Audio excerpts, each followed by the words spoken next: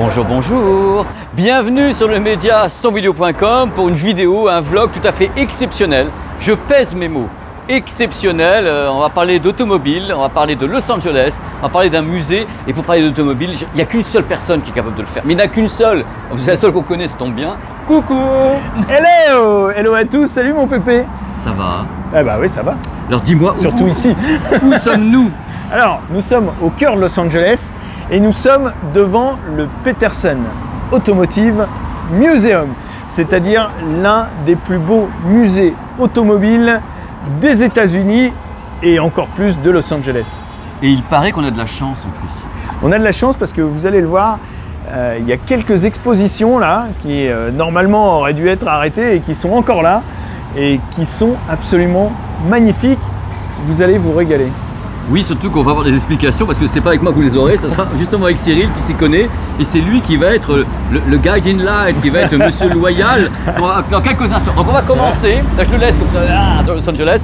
Alors on va mettre le masque hein, parce que là vous entendez bien encore la voix, c'est merveilleux, mais tout à l'heure on fait ce qu'on peut, mais il faut mettre le masque ici.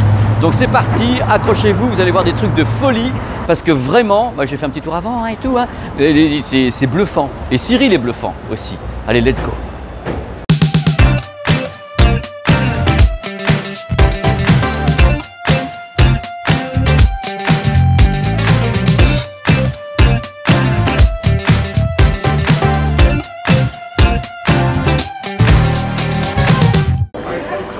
Alors avant que Cyril attaque, parce que Cyril va être le guide in light dans cette vidéo, il faut savoir que moi j'y connais très peu de choses dans les voitures et justement je vais jouer le rôle du candide. C'est-à-dire que je vais me balader dans ce musée et poser toutes les questions que j'ai envie de poser justement à Cyril sur tous ces véhicules extraordinaires que vous allez voir maintenant parce qu'il y a des trucs qui sont merveilleux. Il y a une exposition justement James Bond qui est ici et justement le truc c'est que je rêve d'apprendre des choses sur ces véhicules et c'est dans cette vidéo que vous allez pouvoir le faire justement grâce à Cyril. Là, il va y avoir beaucoup de séquences qui vont être justement en voix off, c'est-à-dire que moi je vais filmer et je poserai des questions comme ça à Cyril de ce que vous voyez. Il y aura également des images où on sera ici en médaillon pour que vous voyez bien que c'est nous, on est là, on n'est pas en train de pipoter la terre, on n'est pas en train de mitonner, ce n'est pas un fond vert, on est bel et bien dans ce musée exceptionnel ici à Los Angeles et c'est vraiment un bonheur absolument incroyable. Allez, c'est parti pour le début de la visite avec Cyril Drevet, notre Cyril Drevet, dans le rôle de Monsieur Loyal qui va tout vous dire, c'est ce que vous allez voir à l'image maintenant. Et je crois que Cyril est absolument intarissable dès qu'il s'agit de parler d'automobile. Alors c'est parti, on y va. Alors justement, on va retrouver le maître de cérémonie. Cyril. Hello. Cyril. Ça y est, regarde ce qu'on a là. Ben regarde. Là on est vraiment au début de la visite. Hein, c'est la collection de base. Parce que vous allez voir après qu'il y a la collection classique du Petersen et il y a des expos à temps limité, on va dire, sur des thèmes bien précis. Et vous allez voir les thèmes qu'on a la chance d'avoir aujourd'hui, vous n'allez pas être déçus du voyage. Alors justement, on va avancer. Moi, je vais jouer le rôle parfait du candide, hein, parce que étant donné que je ne suis pas très au courant de tout ça, je vais vraiment...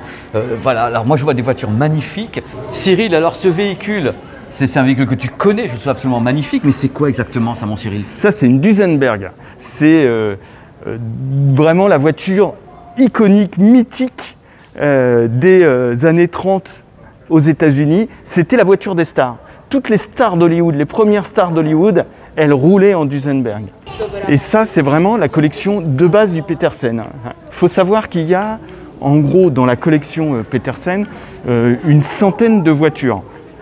Sauf que, tu t'en doutes, tu as vu, on ne peut pas mettre une centaine de voitures ici. Donc, il y a une partie de la collection qui est dans ce qu'on appelle The Vault. Et The Vault, c'est le coffre-fort en anglais. Et c'est la partie patrimoine du musée qui se trouve au sous-sol, qu'on peut visiter, hein. Il y a des heures de visite, c'est un billet supplémentaire. Et tu as tout le patrimoine, toutes les voitures sont stockées et mises de côté.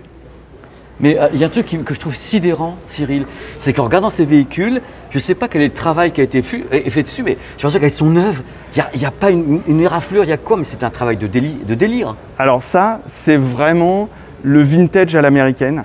C'est-à-dire que les Américains, la voiture de collection, pour eux, elle doit être encore plus belle que quand elle est sortie de l'usine. faut qu'elle soit nickel chrome. C'est le cas de le dire. Et tu vois, donc ils font des restaurations impressionnantes. Et tu l'as dit, regarde cette Duesenberg. Je suis même pas sûr qu'en sortie d'usine, elle était aussi propre, aussi nette.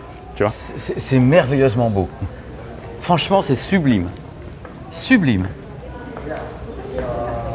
Maintenant, on va où, Cyril? Alors maintenant, on va se balader un peu. Là, on a, tu vois, une des voitures qui vaut les plus chères du monde, hein, une Ferrari 250 GT. Ça, c'est juste magnifique, magnifique, magnifique. Cyril, pour que je sache, cette voiture italienne, elle est née quand, à peu près? Alors ça, c'est 1959. C'est une 250 GT. C'est parmi les Ferrari les plus rares. Hein. Là, il y en a eu 7 de construites. C'est la 5e sur 7. Donc, tu peux imaginer, quand tu connais les prix des Ferrari de collection, tu peux imaginer ce modèle, le prix qu'il vaut, tu vois. C'est d'une beauté incroyable. Est-ce que tu sais si elle est apparue dans des films? Parce que moi j'ai l'impression d'avoir vu ça, entre guillemets, j'en ai vu, je ne sais pas si ce sont les mêmes ou pas. Est-ce que tu le sais ça? C'est surtout, elles ont été en course, tu vois, parce qu'à l'époque, Ferrari, toutes ces voitures, fallait quasiment qu'elles courent, tu vois. Donc ça, c'est des voitures magnifiques.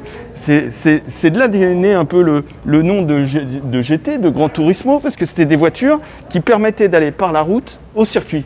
Tu vois, et tu courais avec ta voiture et après tu pouvais rentrer par la route. Ça vient de là le concept de GT. C'est hallucinant, c'est super beau. Et maintenant, c'est magnifique, hein. Alors là, je vais te montrer ce qui est peut-être pour moi ma voiture, mon rêve ultime. Et c'est une américaine. Cyril, alors c'est ça ton rêve. Alors moi je la trouve magnifique, mais quel est ce véhicule? Alors ça, c'est une AC Cobra. C'est une caisse absolument fabuleuse. C'est une voiture qui a été conçue par un Américain génial qui s'appelait Carroll Shelby et qui a fait un peu ce qu'a fait Elon Musk avec Tesla au tout début. Il a pris un petit coupé anglais qui s'appelait l'AC Bristol et il en a fait une version à l'américaine, une version bodybuildée, tu vois. Et il a mis un gros V8 Ford dedans et ça a donné cette merveille, surtout dans cette version-là, la 427, qui est pour moi la version la plus impressionnante, avec les épaules larges, tu vois, les wide body comme on appelle. Incroyable. Et ça, c'est mon rêve automobile. Je rêve d'avoir ça. Je trouve que c'est la voiture la plus belle de l'histoire. Ah mais carrément, toi qui es un professionnel, tu trouves que celle-ci, j'espère que les gens qui vont nous regarder auront la même idée. Son capot de dessin animé, c'est tout ce que j'aime. En plus, c'est un roadster. Moi, c'est ma forme de véhicule préférée. T'as un V8, un gros V8 américain. Alors, c'est inconduisible, hein. Faut être clair entre nous. Qu'est-ce que tu appelles inconduisible dans ta bouche, toi? C'est quoi? C'est inconduisible. C'est-à-dire que c'est beaucoup trop puissant par rapport à ce que le châssis est capable de supporter. Est-ce qu'elle serait dangereuse? Ah oui, elle est dangereuse. D'ailleurs, une fois, j'ai fait un reportage avec un collectionneur de Cobra. Il m'a emmené faire un tour. Et au moment, je lui dis, alors, il paraît que c'est inconduisible. Il met un grand coup d'accélérateur et on a failli sortir. On a failli sortir. Donc, ça a été la preuve par l'exemple. C'est vraiment une voiture. En plus, c'est très particulier. Le pédalier est décalé par rapport au volant, par rapport au siège. Enfin, c'est une voiture qui est jolie. C'est à l'américaine, quoi. Ça accélère très fort, en revanche, tu t'en doutes. C'est une voiture magique. Elle fait un son magique. Elle est sublime. Et je trouve que c'est la forme la plus pure de voiture. En plus, elle a couru. C'est une voiture qui a couru au Mans et tout, hein. Ça a été aussi une voiture de course. Donc, c'est juste magique. Et ça, pour te donner un ordre d'idée, aujourd'hui, une vraie AC Cobra, une 427 comme ça vaut entre 2 et, selon le palmarès, 5-6 millions de dollars. Ah mais carrément. Voilà. Donc, c'est une des... Elle est magnifique. C'est une des voitures de collection américaines les plus chères.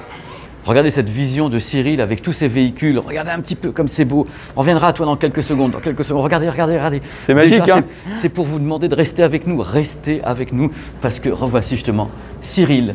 Et hop, c'est parti. Alors là, je vais te dire, quasiment tout ce qu'il y a sur la lignée là, ça me fait totalement craquer. À commencer par cette Lamborghini Miura.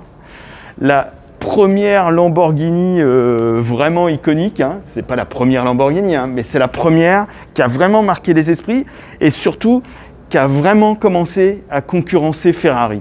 Où là, ça devenait chaud. Imagine-toi, ça a été une des premières voitures à atteindre 300 km/h. Waouh! Hein, imagine-toi que c'est 1968. Donc imagine-toi une voiture qui allait à 300 km/h en 1968. Hein. Et puis surtout, un design Berton, fabuleux, magnifique. Je ne sais pas ce que tu en penses, mais c'est très très beau. Hein, je ne sais pas ce que vous en pensez aussi, mais avouez, c'est quand même la pureté ultime. C'est à tomber par terre. Et là, avec cette voiture, Lamborghini est vraiment rentré dans le game. Tu connais l'histoire de Lamborghini? Bah écoute mon Cyril, pas trop. Et ben en fait, ça vient de Ferruccio Lamborghini, qui à l'après-guerre était un fabricant et un constructeur de tracteurs, les tracteurs Lamborghini. Et il était client, comme il a fait pas mal d'argent en vendant des tracteurs, il était client de Ferrari. Et il était extrêmement mécontent de ces Ferrari. Et je vais t'avouer un truc, je le comprends. Il y avait plein de trucs qu'il n'y avait pas. Et il allait se plaindre à Enzo Ferrari. Et vous connaissez Enzo Ferrari, hein, vous savez le personnage que c'était, il n'était pas très sympathique. Et Enzo Ferrari, il l'a maltraité, il l'a ignoré, il lui a dit « Écoute, toi, c'est pas un constructeur de tracteurs qui va m'apprendre comment faire des bagnoles. » Et Ferruccio Lamborghini, il a été tellement vexé qu'il s'est dit « Ah bah c'est comme ça, bah tu sais quoi, je vais faire ma propre marque de voiture. » Et c'est comme ça que sont nés les Lamborghini. Mais au début, bon, les premières Lambo qui étaient déjà très sympas, mais bon, il n'y avait pas de quoi faire peur à Ferrari. Et Enzo Ferrari le traitait encore plus comme de la... Alors, Ferruccio Lamborghini s'est dit, là, je vais vraiment taper fort. Et c'est ainsi qu'est née la Miura. Et quand la Miura est née, là, il est rentré dans le game. Là vraiment, Lamborghini, ils ont marqué. Et puis après, il y a eu toute la lignée qu'on connaît. Oh là là, mais Cyril, dis-moi des choses sur cette véritable merveille. C'est effectivement, c'est une bombe, c'est aussi une de mes voitures fétiches. Elle me faisait rêver quand j'étais gamin. C'est la Lancia Stratos. Alors, c'est l'époque où, quand les constructeurs voulaient s'engager dans le championnat du monde des rallyes, il fallait que la voiture corresponde, soit une extension, une version course d'une version de série. Donc, ils ont fait l'inverse, c'est-à-dire qu'ils ont fait des versions de course, ils ont fait des versions de rallye, des voitures de rallye, et après, pour pouvoir les homologuer, ils ont fait des petites séries de routes. Et c'est comme ça qu'est née la Stratos. Et c'est une pure merveille de design. Regarde ça, c'est magnifique. Tu peux la prendre par n'importe quel côté. C'est magique. C'est magique. Magique, magique. Et en même temps, elle ressemble à aucune autre. C'est ça que j'aime beaucoup. Et pur design italien. Ça c'est... Alors après, là, c'est pas la même marque, hein. Et pourtant, alors là, on est chez BMW M1. Quand BMW s'est mis à faire une supercar, ça a donné ça. Et c'est une voiture iconique de l'histoire de BMW. Tu connais l'année à peu près de ce véhicule? Ouais, 1981. Tu vois, elle est née en même temps que le TGV. Elle est très racée, hein. Ouais. Là, je joue vraiment le Candide suprême. Je la trouve extrêmement racée, je la trouve extrêmement belle. Alors, je vais dire une énormité, et je présente mes excuses pour ça. On dirait quelque part un tout petit peu une DeLorean, mais je ne sais pas pourquoi. C'est pas faux, mais parce que c'était le design de l'époque. Oui, ça ressemble à une DeLorean. Il y a quelques Lancia aussi qui ressemblent un peu à ça. C'est magnifique. T'es pas dans le faux. Hein. Bah, je suis même surpris parce que vu comment je suis nul. Oh là là, ça là, je la connais. Porsche 959, ouais. L'icône de Porsche, la première supercar de Porsche. Elle est à tomber par terre, absolument magnifique. Voilà, j'ai pas d'autres mots. Je suis fan absolu de cette voiture. Pour l'anecdote, Bernard Tapie en avait une. Et ça me faisait fantasmer. Et il y avait une grosse blague qui disait chaque fois qu'il décolle dans son jet privé, c'est une centaine de plaintes, sa Porsche 959.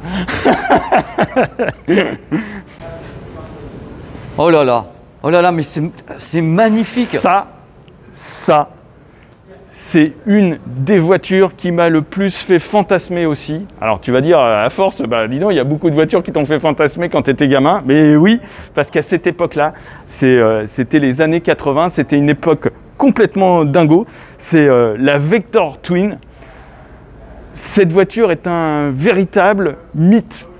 C'est un mythe, il y en a eu très peu de produits. C'est un ingénieur aéronautique qui l'a conçu et qui s'était dit, bah, je vais utiliser les techniques aéronautiques pour faire une voiture, pour faire une supercar. Et ça a donné cette caisse.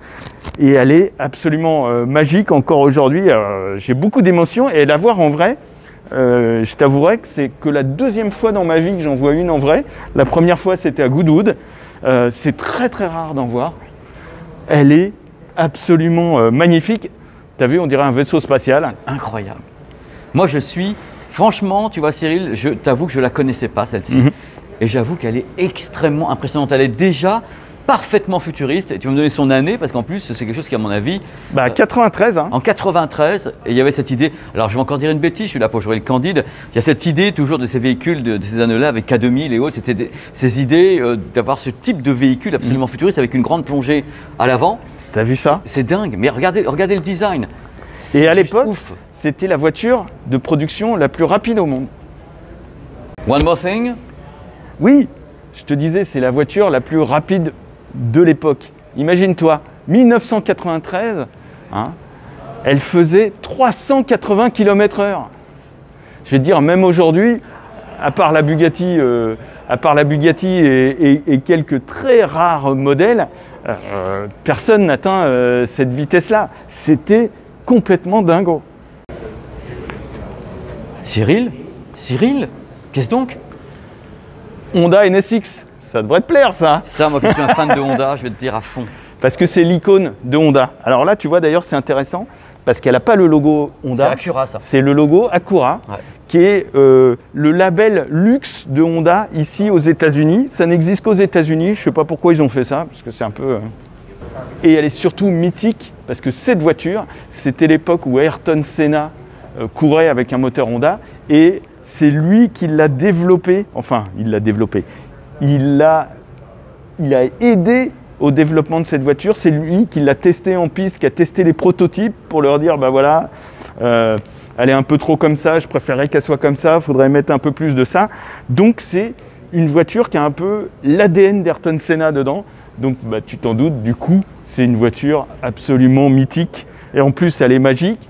Elle avait un petit moteur pour une supercar, un petit 6 cylindres, pas très puissant, mais voiture très efficace, châssis super. Et j'ai eu l'occasion d'en conduire une il y a quelques mois. Honnêtement, c'est un pur bonheur à conduire. Cyril, est-ce que c'est encore une gamme de produits qui existe aujourd'hui, NSX? Eh ben oui, tu tombes pile poil, parce qu'effectivement, depuis quelques années, Honda a ressorti une NSX. Malheureusement, comme c'est l'époque, ils ont voulu être dans l'époque et donc c'est un modèle hybride. Du coup, c'est moins sport. Elle a été conçue aux États-Unis et pas au Japon. Donc, elle est moins sharp que ne l'était celle-là. Elle est tout aussi jolie, hein, parce qu'elle est très jolie, la nouvelle Honda NSX. Mais c'est plus, j'ai envie de dire, c'est plus totalement l'esprit de celle-là, malheureusement. Et d'ailleurs, bah, elle fait un peu un flop, hein, elle se vend pas très bien. Tu as l'air admiratif, Cyril. Bah oui, parce que c'est la Jaguar XJ220 et c'est la supercar la plus controversée de l'histoire. En fait, quand ils l'ont annoncé, quand Jaguar l'a annoncé, ils ont commencé à montrer un peu le véhicule. Tu te doutes, les clients étaient super excited, donc ils ont fait des précommandes, beaucoup de précommandes. Et au départ, elle devait être avec un V12 et elle devait être donc très puissante. Sauf qu'il y a eu plein de soucis. Jaguar a eu beaucoup de soucis financiers à l'époque. Et du coup, ils l'ont sorti avec un V6 complètement sous-motorisé. Donc autant dire que quand les premiers essais ont été publiés, quand les premiers clients ont eu leur voiture, ils ont hurlé sur Jaguar. Il y en a qui voulaient rendre leur bon de commande, d'autres qui carrément voulaient la revendre. Oui, vendre. Non, ils voulaient même rendre la voiture à Jaguar, que Jaguar les rembourse. Oh là là. Donc ça a été le premier shitstorm d'un constructeur de l'histoire. Il n'y avait pas Internet à l'époque, il n'y avait pas les réseaux sociaux, mais je peux te dire que ça a pas mal gueulé. C'est une super anecdote. Elle est magnifique, hein, ceci dit. Hein. Cela dit, oui. Magnifique produit. Et pendant longtemps, elle valait rien à cause de ça. Et maintenant, sa cote commence à grimper sérieusement. Avec, tiens, regarde, un petit détail hein, pour te dire comment à l'époque, il baissait les coûts. Alors là, qu'est-ce qu'il a de particulier ce rétro? Ben là, tu vois, ce rétro, c'est un rétro qu'on retrouve sur beaucoup de supercars et de voitures en petite série à l'époque. C'était un rétro de Citroën CX. Non. Si, je te promets. Du coup, ça coûtait pas cher, c'était fait. Ouais. Et il y a beaucoup de petits constructeurs de l'époque qui utilisaient ça. Ça coûtait moins cher. Alors là, je sais pas ce que c'est. Je sais pas ce que c'est. C'est beau, je sais pas ce que c'est. Alors ça, c'est une Saline. Alors Saline, c'est un préparateur américain qui est spécialisé dans les Mustangs. Il fait des versions un peu comme les Mustangs Shelby, les GT500 et tout ça, mais lui, il est plus indépendant. Shelby était quand même très maqué avec Ford. Saline, lui, est plus indépendant. Et donc pendant très longtemps, il a fait des versions extraordinaires et survoltées des Mustangs. Et puis, il y a quelques dizaines d'années, il a décidé de faire son propre modèle et ça a donné ça, c'est la Saline S7. J'ai rêvé toute ma vie de turbo de l'essayer. J'ai presque réussi à une époque, mais malheureusement, j'ai pas pu. Les calendriers ont fait que j'ai pas pu la faire et c'est une de mes grandes frustrations parce que c'est une voiture absolument exceptionnelle. Et tu le vois, elle est juste magnifique. On dirait un prototype des 24 heures du Mans, version route. C'est à tomber par terre.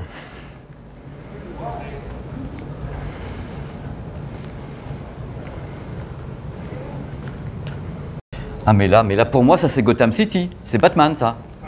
Et pas du tout. Maserati MC12. La première, presque, j'allais dire supercar, mais c'est même plus supercar. Là, on est dans les toutes premières hypercars.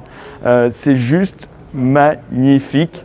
Une voiture exceptionnelle. Il y en a eu très très peu d'exemplaires. Et c'est un vrai collector, ça, aujourd'hui. Tu as la date à peu près, je ne sais pas si tu l'as dit, la date de ce véhicule. Que les gens aient des repères avec les dates. C'est assez récent, hein, c'est 2005 ça. Hein. D'accord. C'est un monstre. Les gens ne se rendent pas compte de la taille. En fait, quand moi je vais jouer vraiment le Candide, là, la taille est gigantesque. Ce véhicule est gigantesque. Voilà. Et puis, quand je dis que c'était une des premières hypercars, hein, 630 chevaux, hein, V12 de 630 chevaux. En plus, les moteurs Maserati, je peux vous dire, ils sonnent de folie. C'est une voiture exceptionnelle. Cyril est au paradis et moi aussi quand je l'écoute. Oh là là. C'est quoi? Je vais t'avouer un truc. Moi, j'ai toujours été plus Lamborghini. Et tu verras après pourquoi. J'ai toujours été plus Lamborghini que Ferrari. Depuis gamin, pour moi, les Lambeaux, c'est vraiment l'expression ultime de la supercar. Et ça, c'est la Murcielago. Et la Murcielago, elle est importante parce qu'elle est arrivée à l'époque où le groupe Volkswagen a racheté Lamborghini. Parce qu'on le sait peu, mais Lamborghini appartient au groupe Volkswagen, ou plus exactement appartient à Audi au sein du groupe Volkswagen. Et cette voiture, à l'époque, donc quand Volkswagen a racheté Lamborghini, la marque, elle est très mal, hein, elle était au fond du trou, financièrement, elle était exsangue, et il fallait un modèle pour relancer ça, pour relancer la marque, et voici ce que ça a donné, c'est la Murcielago. Et moi, j'ai un affect particulier avec cette voiture parce qu'elle a été dessinée par un mec que j'admire énormément, qui en plus, grâce à ma vie automobile, est devenu un très bon pote. C'est Luc Donkervolk, c'est un Belge. C'est pour moi un des 5 meilleurs designers de la planète. Il a décidé, donc cette Murcielago, après il a dessiné la Gallardo. Donc vous voyez un peu le talent du mec. Et surtout, grâce à lui, grâce à ce design complètement fou, il a totalement relancé la marque. La marque a explosé. En plus, avec l'argent du groupe Volkswagen, elle a vraiment pu s'étendre pour devenir le Lamborghini qu'on connaît aujourd'hui et qui est une des plus grandes marques et une des marques les plus profitables de voitures de sport. Alors ça, plus rare que ça, on ne peut pas, puisqu'il n'y en a eu qu'un seul exemplaire. C'est l'Isdera Commendator. C'est une voiture qui a été conçue par un ancien designer de Porsche. Et c'est une voiture exceptionnelle, 1993, tu vois l'engin. Et puis, il n'y en a qu'un exemplaire. Hein. Donc là, je ne te raconte pas le prix.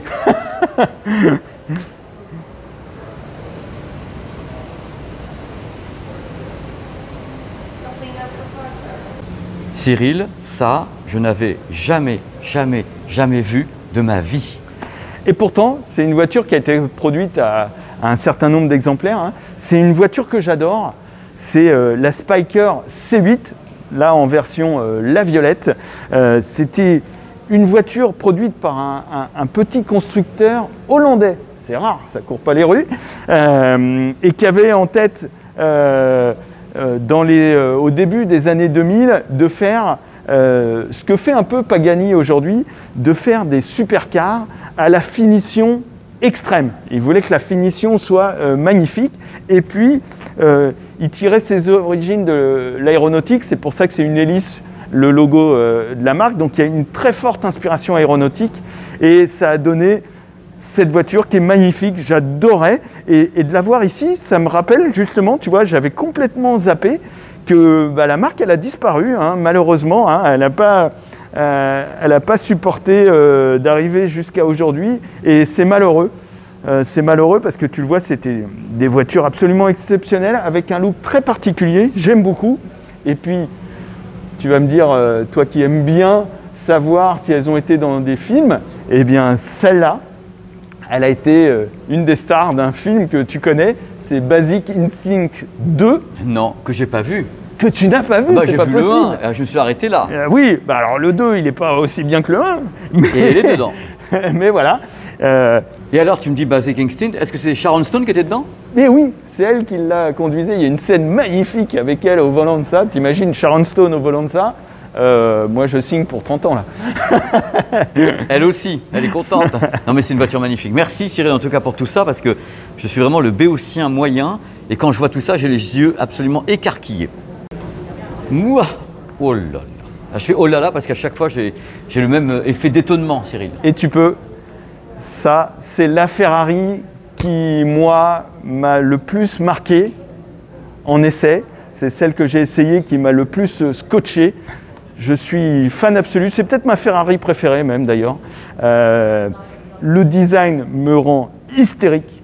Au volant, je ne peux pas te dire les sensations que j'ai eues tellement c'était absolument incroyable. Donc c'est une des séries spéciales hein, de Ferrari. Tu sais que depuis la GTO 64, après la GTO 88,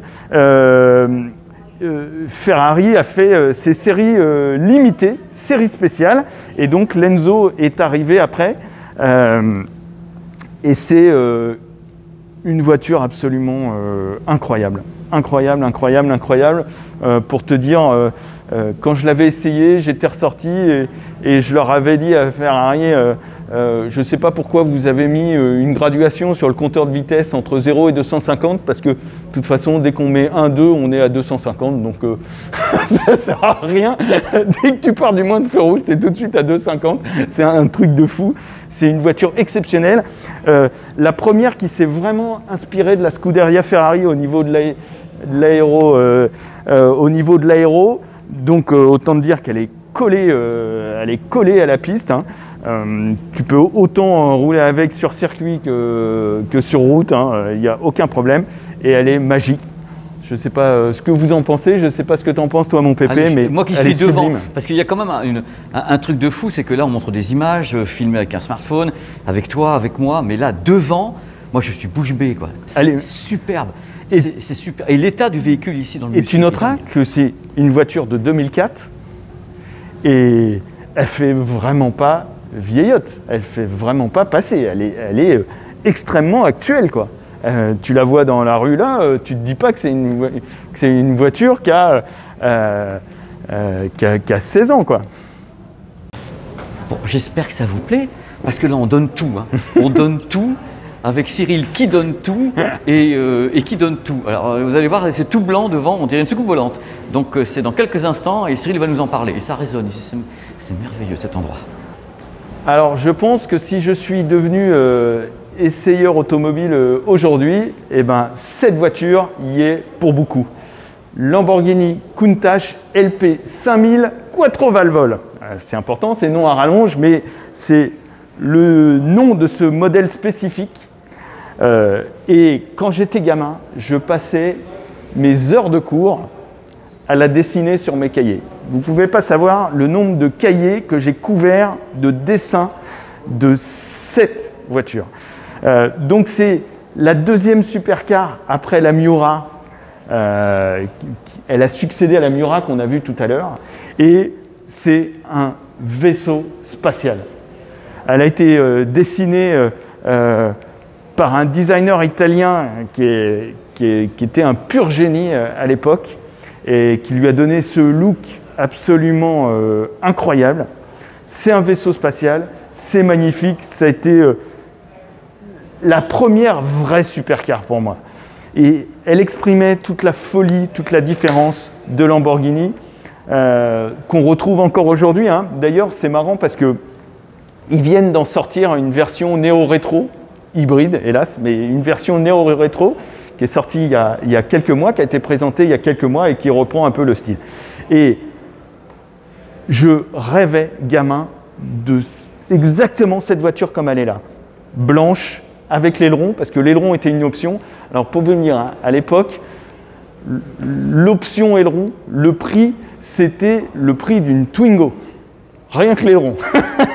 Pour vous donner un peu le délire de cette voiture, hein. Tiens, je vais te montrer un petit truc marrant, une petite anecdote marrante. Regarde ça. Tu sais ce que c'est que ça? Bien, écoute, je ne sais pas. Alors je veux dire, c'est la première voiture Benz Patent Motor Wagon. C'est marqué sur le truc. C'est non seulement la première Benz, mais c'est surtout considéré comme la première voiture du nom de l'histoire. Et pourquoi j'ai une petite anecdote là-dessus, c'est qu'il y a quelques années, Mercedes en a fait une réplique de je ne sais plus combien d'exemplaires ils en ont fait. Ça valait dans les 30-40 000 euros. Et j'avais fait l'essai de cet engin. Et ça restera pour moi un moment absolument unique. Parce que ça ressemble à rien de ce qu'on peut conduire aujourd'hui. J'avais essayé ça à Stuttgart chez Mercedes et c'était complètement dingo. Alors pour te dire, hein, c'était vraiment la voiture de l'époque, 2% de côte et elle avait du mal à grimper, hein. Même une petite côte à peine comme ça et elle était là. C'est vraiment une voiture absolument incroyable et la première voiture de l'histoire, quoi. Donc voilà. Cyril, où tu m'entraînes? Tu m'entraînes où? Et bien là, on est descendu d'un étage. On est à l'étage, ce qu'ils appellent l'industrie automobile, qui représente un peu ce qu'est l'industrie automobile aujourd'hui. Et je voulais vous montrer une chose. C'est ça, regarde, c'est le Ford Bronco. C'est l'engin le plus hype du moment. Il est sorti il y a quelques mois ici aux États-Unis. C'est la renaissance du Ford Bronco, qui était un 4x4 à l'époque, un SUV iconique des années 70, et ils l'ont ressorti avec le look, tu vois, néo-rétro, c'est-à-dire qu'il s'inspire énormément du look du Bronco de l'époque, et c'est un engin exceptionnel. C'est très rare de le voir parce que ils n'arrivent pas à en produire. Il y a eu des précommandes, des centaines de milliers de précommandes. Ford n'arrive pas à fournir. En plus, avec les chip shortage, ils y arrivent encore moins. Et regarde, moi je suis heureux parce que c'est la première fois que je le vois en vrai. Je l'ai vu beaucoup en photo, j'ai dit beaucoup de choses dessus. Et j'avoue qu'en vrai, il est encore plus magnifique sais pas ce que tu en penses, mais... C'est impressionnant, mais sa dimension est impressionnante, hein, surtout. C'est-à-dire que moi, je vois le monstre, je me dis que bon, peut-être on n'est pas très très grands tous les deux, mais parce qu'il existe en deux versions. Tu as le Bronco Sport, qui est une version un peu plus petite et compacte, et tu as le Bronco tout court, qui est magnifique, et c'est la star aussi de Forza Horizon 5. Enfin, c'est une des stars de Forza Horizon 5. Ah bah d'ailleurs, tiens, tu vas aller le mettre.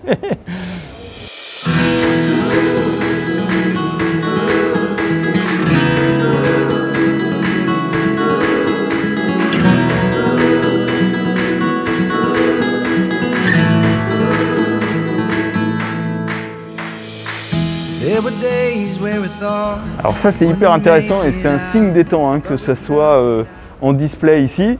C'est le Tesla Roadster, donc la toute première Tesla de l'histoire. Tesla a commencé avec ça. En fait c'était des châssis de Lotus Elise que Elon Musk achetait chez Lotus en Angleterre, il faisait venir ici, ils refaisaient un peu, ils ont redessiné un peu quelques éléments de carrosserie.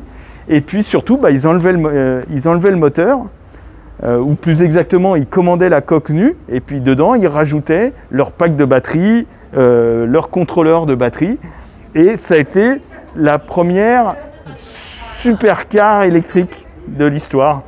Alors il y avait eu la Venturi un peu avant, mais elle est restée quasi à l'état de prototype, alors que ça, il en a vendu quand même quelques milliers. Ce musée est top, on passe de Tesla à ça. Vroom. Un monstre à côté, il y a de tout. Là, regardez, voilà, c'est le musée étonnant, tout est étonnant. Et ce qui m'étonne, moi personnellement, c'est de voir dans quel état sont présentés tous ces véhicules, toutes ces motorisations. C'est vraiment incroyable, tout est neuf. Il n'y a même pas l'idée de se dire, tiens, il y a une éraflure ni quoi que ce soit. Tout est entièrement neuf, quelle que soit l'année de ce que je suis en train de voir ici avec Cyril. C'est étourdissant. Et ça me plaît beaucoup parce que je l'avais filmé au SEMA Show, donc le salon du tuning de Las Vegas, il y a quelques années. C'était une des stars de cette édition-là. Mais là, ça va être de la folie maintenant, parce que pour le moment, il s'échauffe le Cyril. Et là maintenant, un truc qui moi m'éclate tout particulièrement, quand je vois marqué Hyper Cars. Et là, je me dis, ça va donner.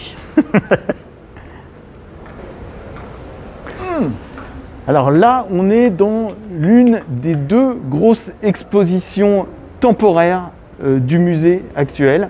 Et on est bien tombé parce que c'est l'exposition sur les hypercars. Alors les hypercars, c'est vraiment la tendance depuis quelques années. On avait avant les supercars et maintenant on a les hypercars. Alors les hypercars, c'est quoi? C'est les voitures en gros qui sont à plus de 200 000 euros. La plupart du temps, les hypercars tapent largement les 1 ou 2 millions d'euros. Ça laisse rêveur.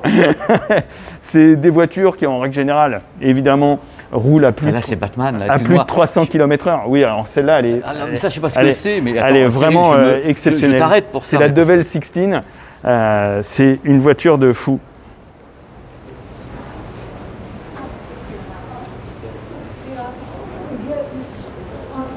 Absolument bluffant, c'est hallucinant ça, c'est hallucinant le concept, la motorisation, l'arrière qui s'ouvre comme ça, c'est incroyable. Et ce qui est encore plus hallucinant, c'est que c'est une marque de Dubaï, Devel, c'est le premier constructeur de supercar des Émirats Arabes Unis. Et le résultat est à l'image de Dubaï, complètement fou. C'est incroyable. Autre abonné aux hypercars, c'est Pagani, donc le trouble fait un peu des constructeurs d'hypercars italiens. Hein. Il est venu un peu bousculer Ferrari, Lamborghini. C'est Horacio Pagani, qui est un personnage que j'ai rencontré. Hein. Je suis allé chez Pagani. Hein. C'est une marque exceptionnelle. Tu te souviens ce que j'avais dit tout à l'heure sur la Spyker? Eh ben, Pagani a vraiment repris le flambeau de Spyker. Lui, son idée, c'est de faire la voiture à la finition la plus parfaite possible. Il fait ses propres pièces de carbone lui-même, ce qui est très compliqué, hein, parce que il était chez Lamborghini avant et c'était un spécialiste du carbone. Et donc, il fait son propre carbone lui-même, il usine toutes ses pièces dans son usine près de Modène. Et c'est une voiture dingue, c'est la Wera. Donc c'est son deuxième modèle.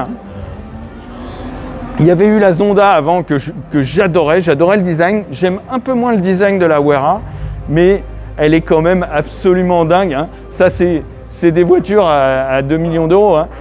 Et celle-là, elle est unique et elle nous parle, hein, en tant que Français, puisque c'est la Hermès Édition. C'est une petite collab qu'ils avaient fait avec Hermès. Et donc, tout l'intérieur est déjà la couleur rappelle les couleurs Hermès. Et à l'intérieur, tu as du cuir Hermès, tu as une sellerie Hermès, c'est à tomber par terre.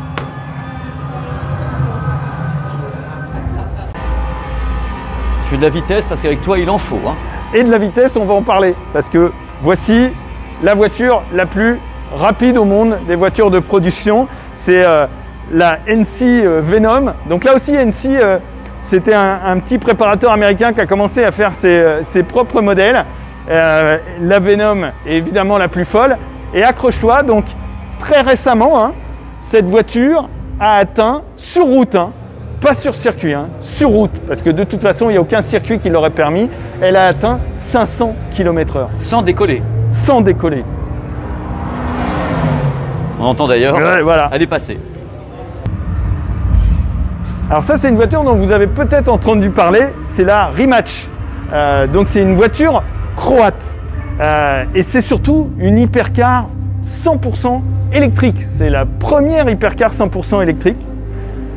Elle est magnifique. Alors, on l'a connue parce que l'équipe de Top Gear, l'équipe originale, la vraie, et plus particulièrement Hammond, avait fait l'essai pour Top Gear à l'époque et il s'est crashé avec. Et c'était le prototype. Et il s'est crashé, il s'est fait très mal, hein. Il a été un peu blessé. Il a failli rester. Donc ça lui a donné une publicité un peu spéciale. Mais c'est surtout Rimac.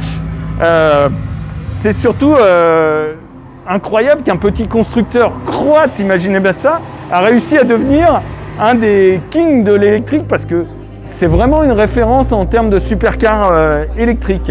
Et pourquoi je vous parle de Rimac? Parce que juste à côté, il y a la Bugatti Veyron. Alors vous allez me dire, mais ça, je la connais celle-là. Ah voilà. Oh là là là là. Qui est la voiture, hein, pour laquelle on a inventé le terme hypercar, hein, faut le dire. Hein. Alors pourquoi je vous parle de Rimac et de Bugatti? Eh bien tout simplement parce que Rimac vient de racheter Bugatti au groupe Volkswagen. Donc désormais, Bugatti appartient à Rimac. Ce qui peut paraître absolument dingue. Mais en fait, je vais vous avouer un petit truc, je vais vous donner un petit secret. C'est qu'en fait, la famille propriétaire du groupe Volkswagen, la famille, hein, qui est issue de Ferry Porsche, eh bien en fait, ils sont actionnaires de Rimac. Donc en fait, c'est un jeu d'écriture. On a l'impression comme ça que c'est Rimac qui rachète Bugatti, mais c'est juste un jeu d'écriture. Et ça permet au groupe Volkswagen de sortir Bugatti, qui, vous vous en doutez, au niveau des quotas de CO2, fait très mal, pour la mettre avec Rimac, qui eux ont un quota de CO2 ultime, puisqu'ils ne font que des voitures 100% électriques. Donc tout ça n'est qu'un jeu d'écriture.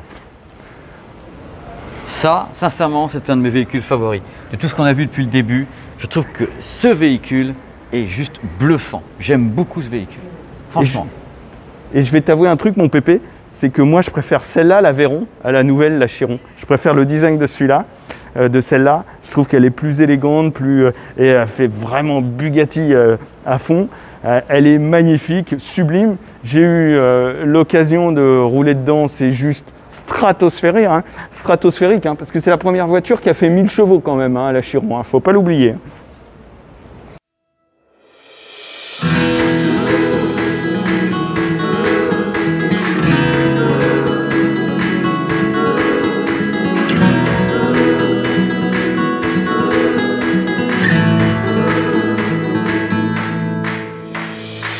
There were days where we thought we wouldn't make it out, but we stuck it out. Today's our day. Today's our day.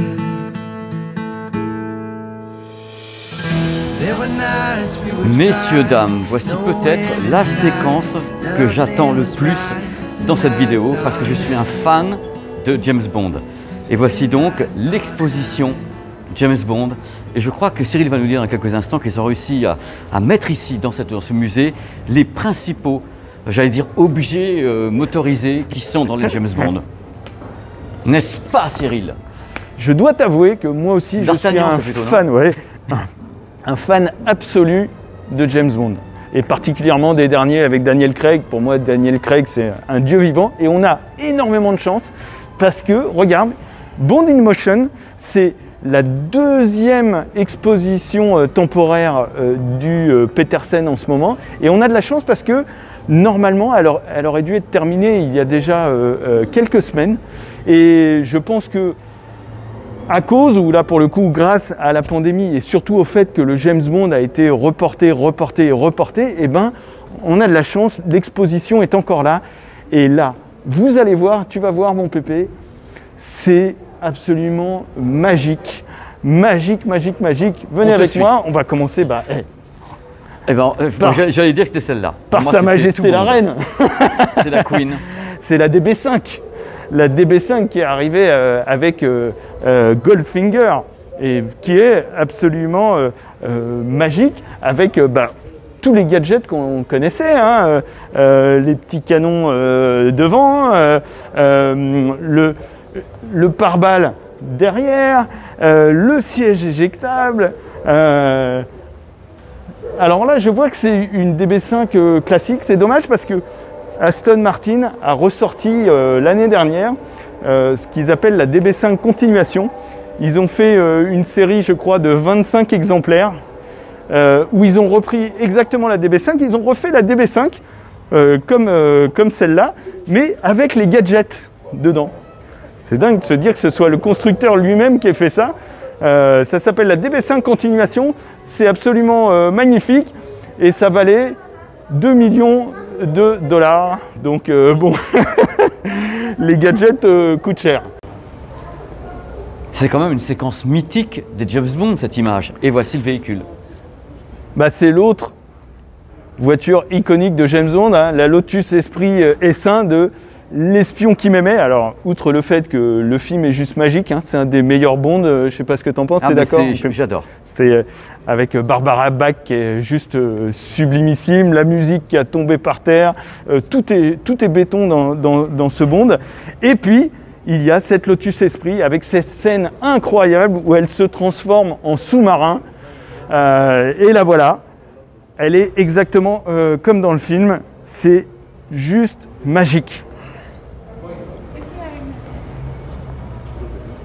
Ça, c'est vraiment une voiture qui a beaucoup marqué justement ma vie de cinéphile parce que c'était vraiment quelque chose d'incroyable de voir ça dans ce film. C'est une séquence qui est restée gravée.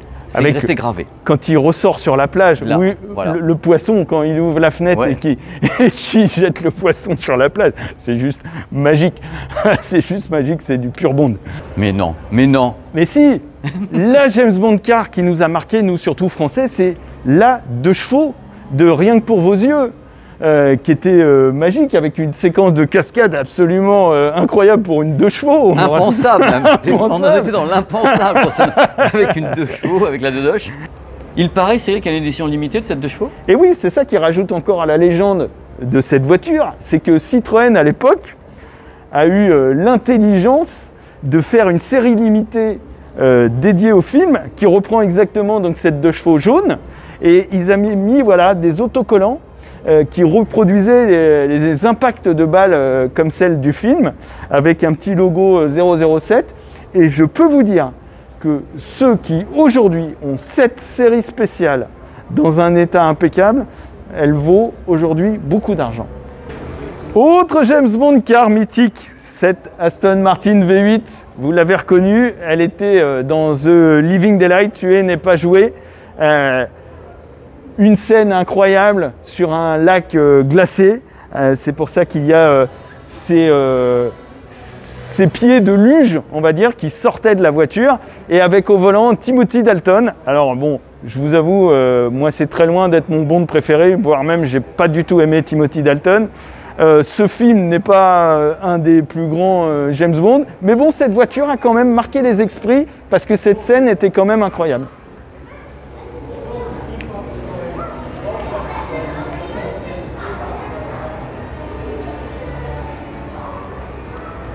Et à la base, le véhicule est stylé quand même. Ah bah, Aston Martin V8, c'était très très beau. Toutes les Aston Martin de cette époque étaient magnifiques. Et boum! Une des plus grandes scènes automobiles de James Bond, une des plus grandes cascades d'un James Bond qui est pour moi le meilleur James Bond de tous les James Bond, Casino Royale, avec le géantissime Daniel Craig.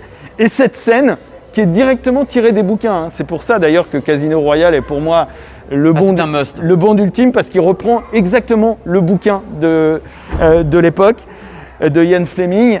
Et c'est cette scène où Vesper, donc la sublimissime Eva Green, oui je sais je suis amoureux, ah, mais y a pas mieux. Ne le dites pas, je suis amoureux. Il n'y a pas mieux. La sublimissime Eva Green est ligotée sur la route, et pour l'éviter, James Bond fait une embardée et la voiture fait je ne sais pas combien de tonneaux. D'ailleurs, a priori, les cascadeurs racontent qu'ils ont eu beaucoup de mal à faire les tonneaux avec, donc ils ont mis un système pyrotechnique en dessous qui crée une déflagration et qui propulse la voiture, et du coup, au départ, elle ne tournait pas assez, donc ils ont chargé à mort. Et au final, ils ont tellement chargé qu'elle a fait je ne sais plus de combien de dizaines de tonneaux, et c'était pas prévu. Ils ont eu très très peur pour le cascadeur qui était dedans, mais heureusement, rassurez-vous, il allait très bien.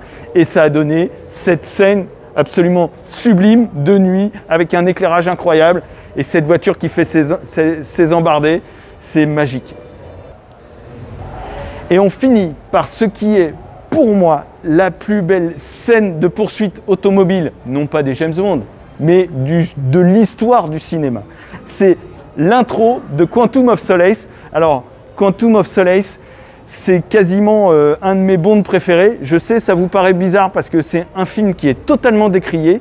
Je pense que les gens n'ont pas compris ce film. C'est malheureux parce que c'est un film sublime. Les gens n'ont pas compris que c'est la suite exacte de Casino Royale qui reprend quelques minutes après la fin de Casino Royale. Et il y a cette poursuite. Cette poursuite est importante parce qu'en fait, comme on a repris juste après la fin de Casino Royale, il y a Mr. White qui est dans le coffre et il est poursuivi par les partenaires, par les hommes de Mr. White. Et cette scène au niveau réel est absolument folle. Alors beaucoup... Non, mais si je te fais ça, c'est parce que toi tu ne bouges pas. Beaucoup.